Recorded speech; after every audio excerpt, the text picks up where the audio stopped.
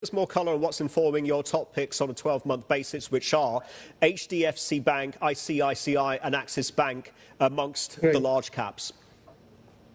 Right. So the valuation discount that I'm talking about vis-a-vis what we think is steady state is largest in HDFC. And that is not surprising given that, through the merger, its balance sheet has become higher cost. And the transition point in the merger, in terms of what they guided and what they delivered, there was a large gap. So some disappointment. But a part of that re-rating has happened as people realize that it's not exactly becoming a 10% ROE business. It's probably priced now as a 14 to 15% kind of ROE business. Our thesis is that it goes back to being a 17% ROE business, exactly like it was before the merger. Only the composition of that ROE is different in the sense that it is now a lower margin, but at the same time, lower operating cost business. As that re-rating happens, the re-rating potential in HDFC is significantly more than something like ICICI. Although in ICICI, we think some re-rating is possible. But ICICI is being recognized for its excellence a lot more than it was being, say, 1.5 or 2 years back.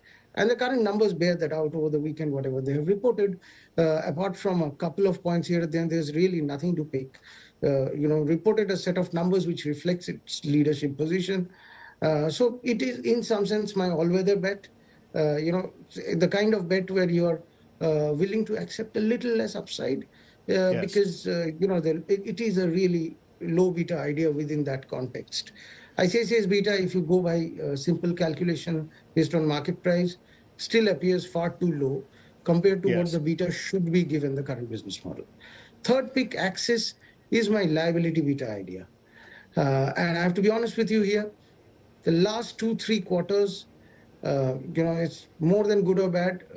At the margin, things have been a little ugly, a little messy. Credit costs have come out a little higher than they should have. Growth slowdown has been a little steeper than it should have been.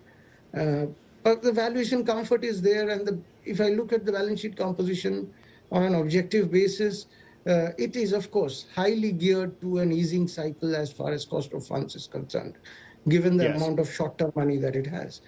It is higher beta and perhaps one of the best ways to add beta right now. But I feel the pain that investors are going through given the last 2-3 quarters, numbers haven't exactly panned out as per expectation.